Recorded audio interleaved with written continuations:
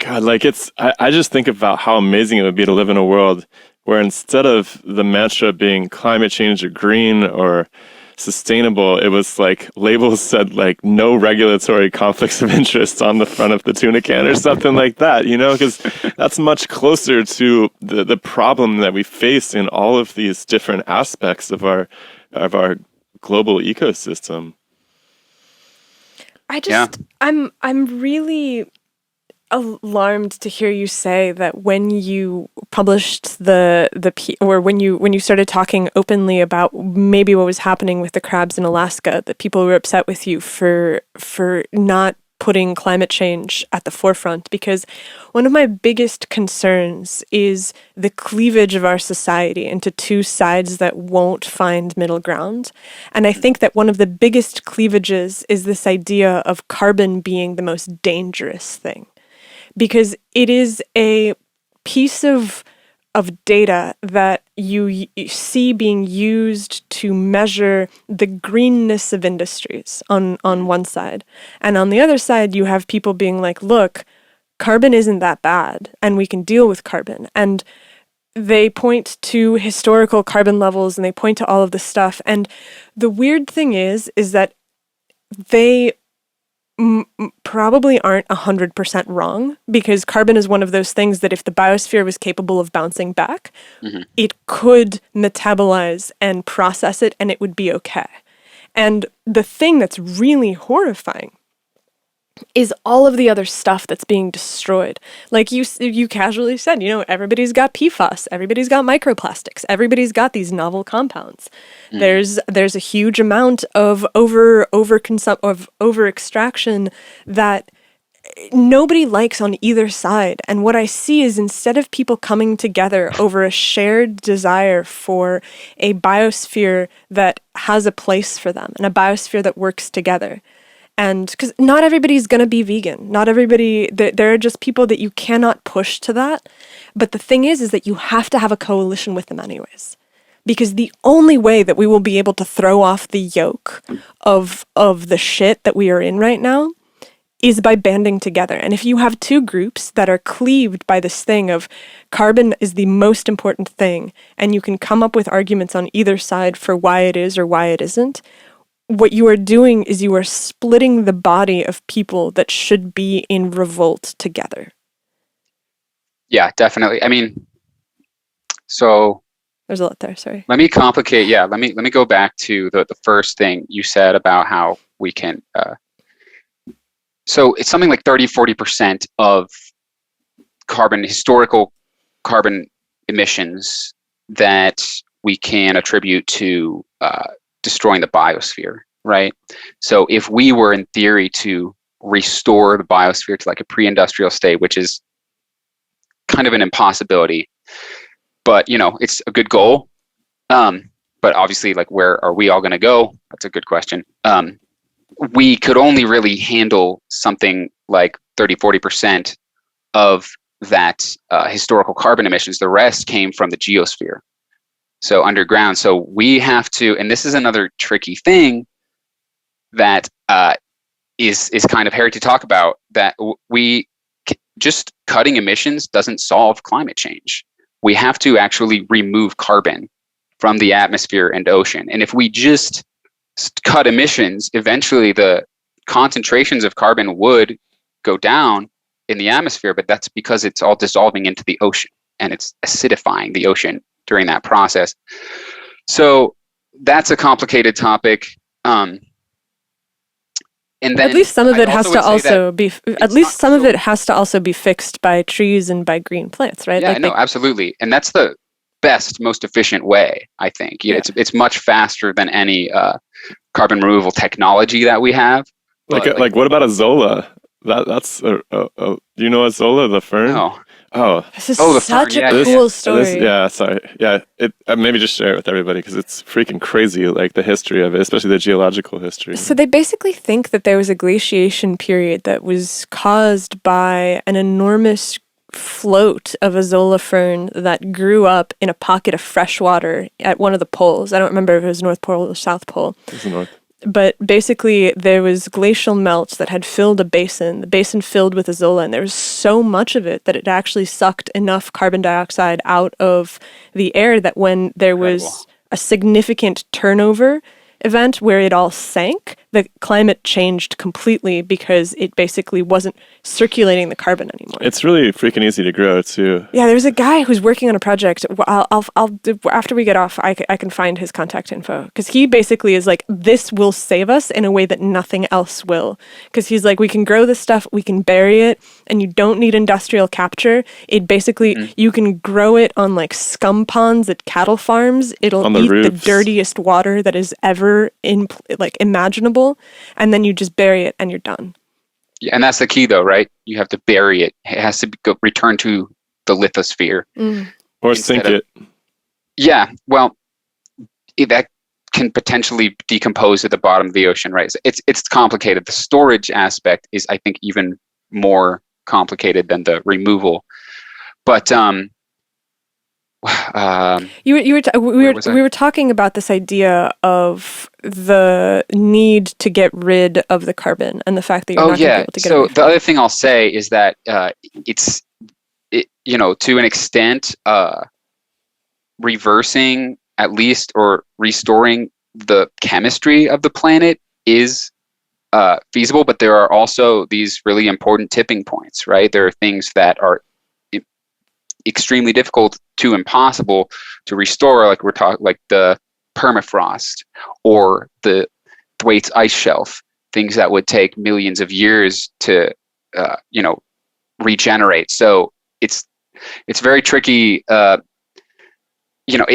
We can't exactly just reverse the carbon machine from blow to suck and get everything back to normal, But in terms of like your broader point about society and how we are fighting about, I mean, I don't know that it is the carbon thing. I think that is one issue, but I think people kind of argue about everything, and I think that's kind of a symptom of our just like shared helplessness politically, where we are just like so inundated and over involved in discourse in theory instead of like praxis, but it's hard to actualize plans and really change the system.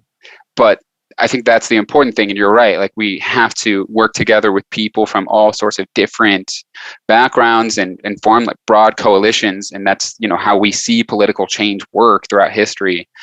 But I think part of the reason that there's so much like infighting, so to speak, is kind of just the way that those things are so hard.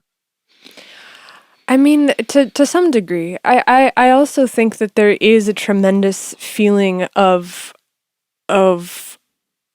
people pointing at each other and being like, you are bad. You have bad beliefs, and your beliefs make you bad. And I'm like, you guys, there are bigger things that we have to concern ourselves with, which is the fact that we are being devoured by a machine that nobody appears to be in charge of. And we will go down with the ship as long as we continue to be like, well, that group is problematic, and so we can't have them because they deny climate change. I'm like, yeah, just to clarify, what you mean is that, again, corporate superstructures are driven by growth exclusively. There's no human, right, at the helm, because the humans that are pushing the buttons will easily be swapped out if they don't meet the growth standard. Absolutely. It's a program. Like there's basically a program that's running, and that program is, this is the AI takeover that people are terrified about. Really, like board of directors. It's not like some like matrixy robot thing. It's like just happening. It's happening right now in the programs of our civilization. And my larger point, which is this is like the drum that I always beat, which is that, look, the idea that you will stop climate change, period, maybe you can stop anthropogenic contribution to the destabilization of the biosphere. That is a statement that you cannot necessarily put on a slogan, but I'm 100% behind that.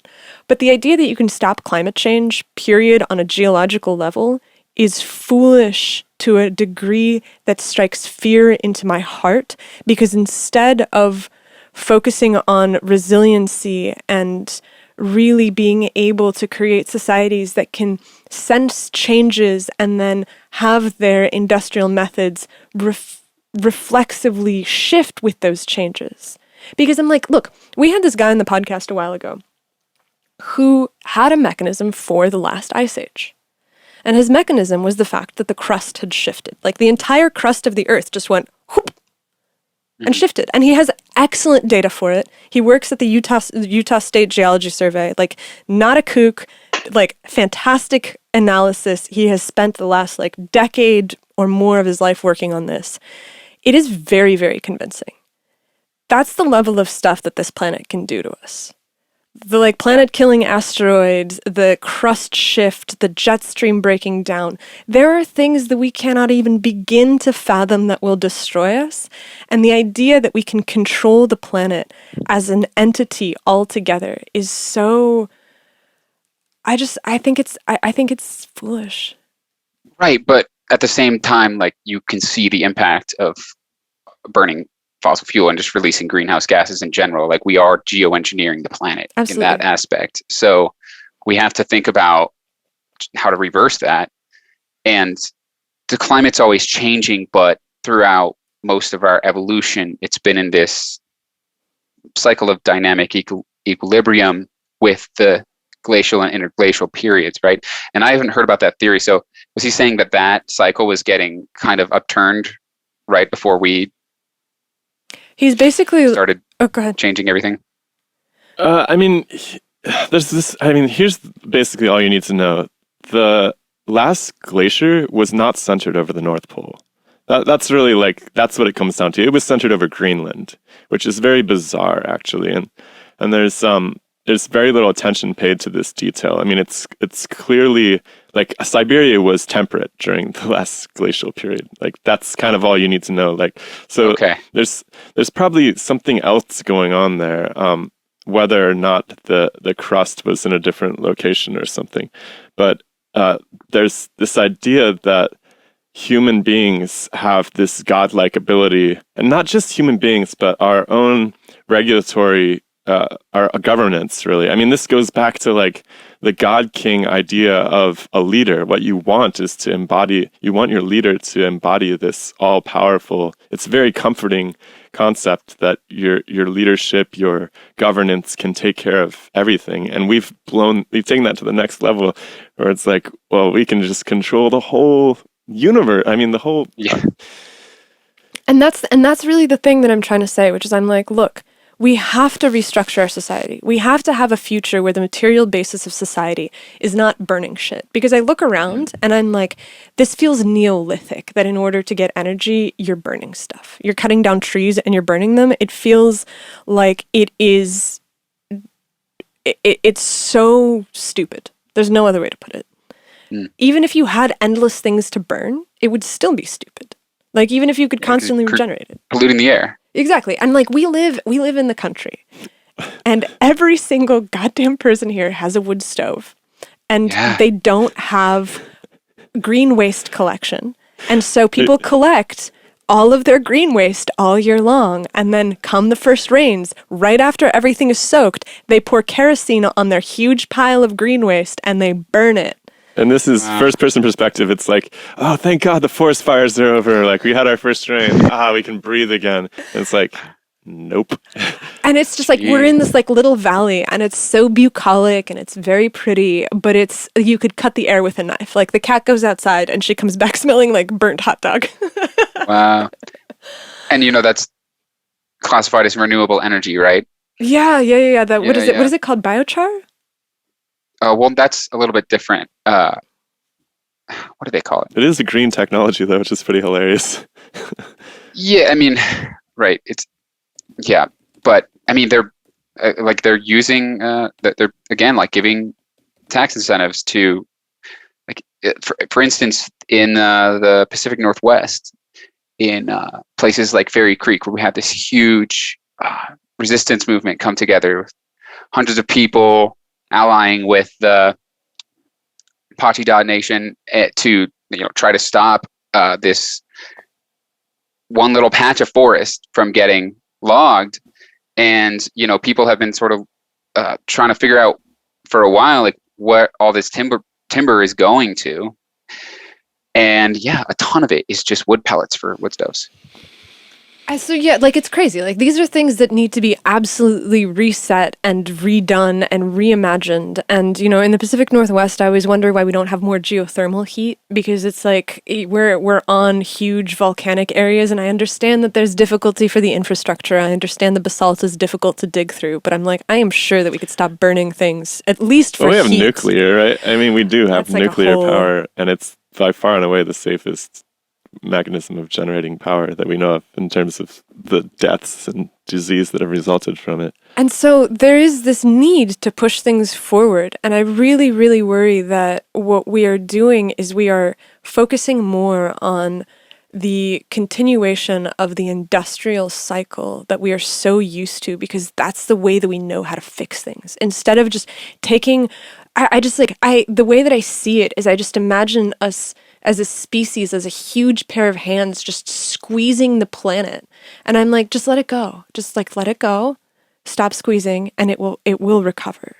Because out here in the Pacific Northwest, when Mount St. Helens erupted, everyone was basically like, this is going to be a catastrophic wasteland for the next few centuries. Nothing will grow here. This is like a nuclear explosion. And you come back now, and it is so vibrantly beautiful. And like, yeah, right around the volcano, there's still a lot of pumice, and there's still a lot of destruction, but it's recovering. It's home to the largest herd of elk in the continental United States. There's a lot of wildlife. There's a lot of green that's coming back. Mountain goats. I mean, there's definitely some of it that's been replanted, because Weyerhaeuser has huge plantations around it. But there's a limit where they basically kept it as a scientific area of study, and Weyerhaeuser didn't plant anything there. And you can see, actually, because you get to the edge of the plantation, and the trees, they're clones, and so they're geometrically perfect. They're like puzzle pieces, and you can see on the hillside the way that they like tessellate into each other. And you can see that they're identical, and then you cross over, and all of a sudden it's Crazy. This landscape that's breathing again. I think what you're like getting at is that coming up with more industrial technological solutions to an industrial technological problem is a really funny snake eating its tail situation when you step back from it.